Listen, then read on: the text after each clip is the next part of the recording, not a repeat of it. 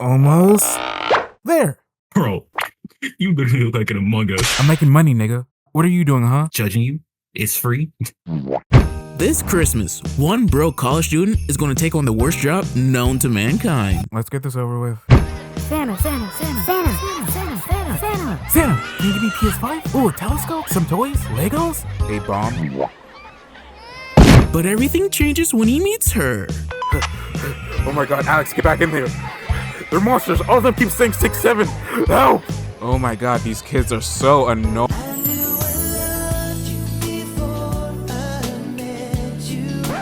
Dog, ain't no way you're down bad for the girl who saw you looking like a bum-ass Christmas Santa. With Christmas almost over. Dude, she's only here for the holidays. She leaves December 26th. So, what's the plan, big man? Be myself? Be yourself? She's leaving in a week, and your best impression was discount Moth Santa with a heat stroke. Try again. He has 7 days to stop panicking, get through the chaos, and say something before it's too late. You can even handle kids, and you think you're about to handle romance? See Sckettch Robrook in A Sketchy Christmas Miracle. So what I'm trying to say is, I like you. Dog, that was awful, man. Well, it's that time of year again, guys, where important deadlines, holiday drama, and crippling isolation all come together to collectively stress all of us out. It's that time of year that calls all of us to act like one collective cult-like hive mind. The time of year where I can't go 5 fucking minutes without hearing this. Ah yes, the holidays, and one of my favorite holiday traditions each year is to be alone. Oh, and I'm serious, my Christmas spirit is dead, and working in retail during the season definitely didn't make anything better. But, in hopes to revive it in time for the holidays, I've decided to look back at some that once tried to tell me there was still a spark of warmth left in this cold and different world. A creation so widely impactful, it ended up shaping mine and many others' childhoods. Yeah, today we're gonna watch Disney's A Christmas Story. Christmas Carol. And my friend Abbie will be joining me watching today.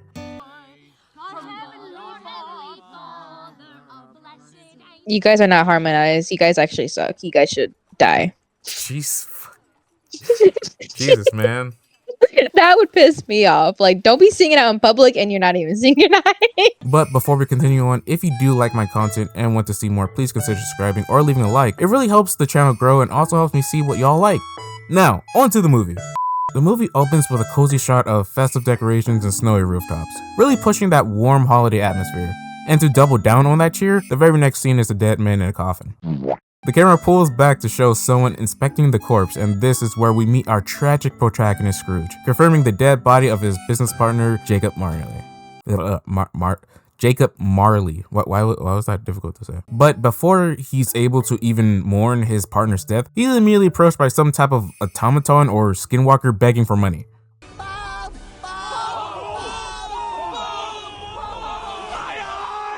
Okay, you cannot look at this thing and tell me it's a living, breathing human. God, that face looks so chopped. What is with that? He's trying to scam us. But continuing on, after he paid the thing, Scrooge breaks even by taking the coins that were supposed to be buried with his friend, which admittedly is something I can completely understand, because why are you wasting money burying it with someone dead who can't even use it? It just doesn't make any sense to me.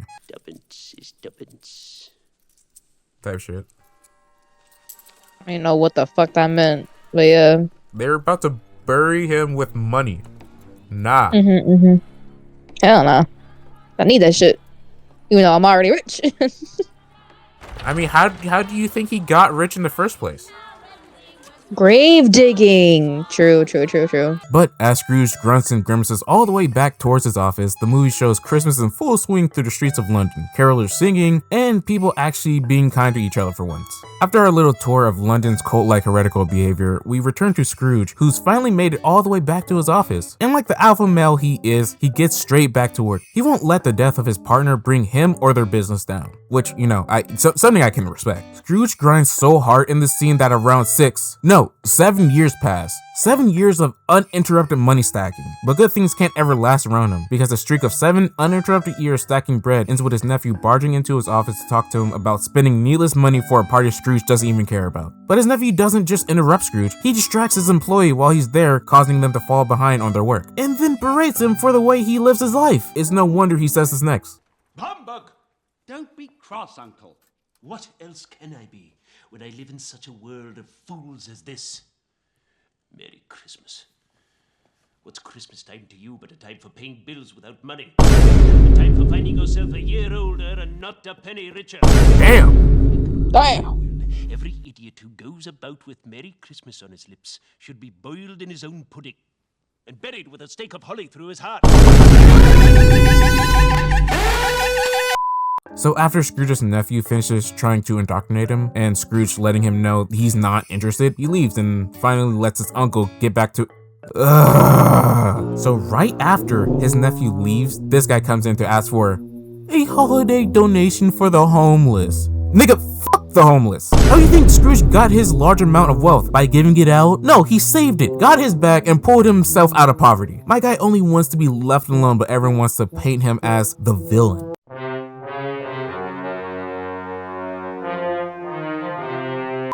When those guys left, Scrooge and his employees start closing up the office for the night. And this is where we can see Scrooge's generous side, because before they leave, he gives his employee the whole Christmas day off. And all he asks in return is that the guy show up earlier the next day, which honestly, for the era, is pretty fair. But after he lets him go, Scrooge finally makes his way home. As he tries to unlock his front door, Scrooge is shocked to see the lock's been replaced with the ghostly face of his dead business partner. Understandably, this freaks him out. Scrooge jumps back, slips on the ice, and falls on his back, breaking it, leaving him there to freeze to death, ending the movie. Like, real shit, a fall like that should have killed him, because I know if I hit those cold-ass, sharp-ass stone stairs like that, it's a wrap for me, dog. But Scrooge ate the fall, brushes himself off, and continued into his home like he didn't just sustain a life-ending injury. That would kill someone. That would kill an old man. That would kill an old man. Oh my god. The next scene takes us inside Scrooge's home where he's getting ready for bed and wants to wind down by eating a hot bowl of substance. Look, I don't know what to call this, but for all I'm concerned, this is a pot of literal slop. But I digress. Seeing the ghost of his partner really shook Scrooge, so he looks around the house to make sure he's alone to put his nerves at ease. When he starts to settle down and finally able to enjoy his alone time, he gets visited by the ghost of his dead partner. This time, his whole body came to harass him. We come to find out that his partner, Marley, has been aimlessly roaming London, tired, restless, with no peace. Marley tells Scrooge this is the fate of those who squander their time wasting it on superficial things like business. He warns Scrooge that the only way to avoid ending up like him is to be visited by 3 more ghosts. Before Scrooge could even ask Marley any more questions, he fades into the night, leaving Scrooge understandably terrified. Next scene, Scrooge is trying to sleep and immediately gets bothered by this sleep paralysis demon slowly rising in the frame. Why are you all breathy and whatnot? And the movie finally tells us what this thing even is. The ghost of Christmas past. My guy wastes no time. Dude introduces himself, fills him up, then drags him into the sky. And yes, you did hear me right. Oh my god, this is fucking Johnny, Sean. Johnny? Oh, freaking bro, you're talking about Marvel Rivals right now? Yeah. What a touch of my hand there. Oh, please. Oh, bro. That feels a bit too good, bro. The first memory we stop at is the boarding school he grew up in. And right away, the place looks miserable. We just see a younger Scrooge sitting in a classroom alone singing to himself. Which, like, no one else was there? No one else. Like, he had to be supervised, right? Anyway, before the ghost can hit us with another gut punch to the feels, the scene jumps us forward in time to another Christmas. Scrooge is older now, apprenticing under his boss Fezziwig, which, bomb-ass name, cool as fuck. Straight out of Compton, another crazy ass nigga. When punks I smoke, yo, my rep gets bigger. I'm a bad motherfucker and you know this. Straight out of Compton. This is where we see Scrooge happy for the first time in his life. He's living it up working with his best friend. And we see the two of them along with Fezziwig getting everything ready for the Christmas party the following night. The scene transitions to the night of the party where we see everyone busting it down. Some get a little too into it. They getting down! Shit!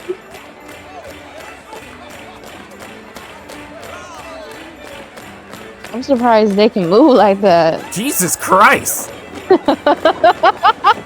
the fuck? That's just it not. sounded like her leg broke. That's just not how physics worked. While that's happening, Scrooge bumps into this girl named Belle, and since this is a Disney movie, of course it's love at first sight for both of them. But honestly, big ups to my guy. Happy he's getting play. He deserves it, especially with the sad childhood he had. Now this next scene is the one and only scene in the whole movie that genuinely pisses me off. So we skip ahead in time again, right? And at this point, Scrooge and Belle are officially a couple. And here's where the movie tries to spin some weird narrative that Scrooge is the bad guy. But if you really look at it, Belle is holding him back, low-key. She barges in, just like everyone else earlier, and instead of supporting him, she's mad because he's been spending too much time at work. Ma'am, be aware what time period you're in. Scrooge is quite literally a walking golden goose for you, and you're interrupting him while he's securing both of your futures? That's insane, dog. But apparently, a future free of poverty wasn't worth it, and she breaks it off with Scrooge. Hey man, it's okay. Never let a shawty get in the way of the bag. Now, after Scrooge just relived one of his hardest memories, the ghost starts to torment him by changing his face into people from Scrooge's past. Then he launches Scrooge into the stratosphere, which I don't know to f with him. As Scrooge is falling, he wakes up. Turns out the whole thing was a dream. My guy barely had time to sit up and process everything before boom, this big 12-foot tall jolly giant nigga yells at him to step into his room and touch his robe. Jesus. Jeez. Touch my robe. Whoa. No. What the fuck, man? Oh my god. You can't ask someone to do that. After he does that, the ghost takes Scrooge to his employee's house to watch their broke but wholesome Christmas dinner. I guess this is to make us feel sympathy for his employee and his family, but if they got time to sit around having a family dinner once a year, they can spend it working and stacking paper. Jesus, poor people just want to stay poor. Then, just to spite Scrooge, the ghost takes him to that party his nephew invited him to earlier, where literally all they're doing is talking shit about him. Scrooge, understandably, doesn't want to hear this bull, but the ghost forces him to watch anyways. But jokes on him because the ghost rapidly starts aging and has a heart attack after scaring Scrooge by showing him what present-day British kids look like. After the old man dies, the next ghost jump scares Scrooge, causing him to trip and fall down multiple flights of stairs. Scrooge falls down into a version of the future where even more people are talking shit about him. Crazy. Then the ghost fucks with Scrooge more by trying to run the nigga down with his car. And we also find out this 90-year-old man can run. We come to find out that in this future, Scrooge dies alone, and apparently everyone is over the moon about it. His housekeepers even steal his clothes off his dead body and brags about it. The ghost takes Scrooge back to his employee's home, and the wholesome family you saw before are somber now. We come to find out the youngest son died, and we're led to believe that this was Scrooge's fault, which, no. If anything, that should be on the dad to bring in more money from his job. Wait a minute. The ghost forces Scrooge to look at the dead kid's corpse before yanking him. Oh man, that's just crazy to say that. He just hangs himself up there. Jesus Christ. I'm sorry. It's a kid's movie, man. Yeah, and a kid just died. That's definitely a kid's movie. The ghost forces Scrooge to look at the dead kid's corpse before yanking him from the house again to drop him off in a graveyard. He keeps tormenting Scrooge, making him believe he's gonna die on Christmas. Scrooge starts panicking, begging the ghost to tell him he can change the future. Then he wakes up, and it was all just a dream. Again. After getting spiritually jumped in his sleep, Scrooge wakes up generous as hell, terrified he'll be tortured any further. He goes back and tries to fix all the wrongs he now thinks he committed. He buys a giant goose for the poor, he finds the guy from earlier and donates to the needy, and then he even pulls up to his nephew's party, hoping they'll let him in. I don't know why, considering they just were talking shit about you, but whatever. I've come to dinner. If you'll have me. You just fucking reject them. They start literally tearing his limbs off and eating them. Right. He just didn't even know what to say to that one. The following day, Scrooge is back at work, and he looks pissed. My goat is back. So he finds out his employee is late, which he said he wouldn't be. He comes into work, and Scrooge lets him have it. By it, I mean a raise. Turns out Scrooge turned a new leaf and rewards negative behavior. It's so sad. My guy became so trapped. But that's basically how it all wraps up. Everyone suddenly loves him for giving away all of his money, and apparently that kindness lets him live a long, happy life. Yo, what is good, guys? Been a minute, but hopefully the longer video was worth the wait. A little bit of an update with me is that I'm living on my own now, which means more responsibility, but also more freedom, I guess. Also, I'm trying to set a goal for this year, basically to upload once a month, no matter what. So it could be a speed draw here, while I tell you about a story, or me animating gaming sessions with friends there. This is all to be supplementary content while I work on regular format videos. I want to hear what y'all think about it, genuinely. You could have an impact on the channel, so don't be afraid of sharing your ideas in the comments. I'd love to hear them. But outside of that, that's all I have right now. Oh, and Happy New Year, y'all. See ya.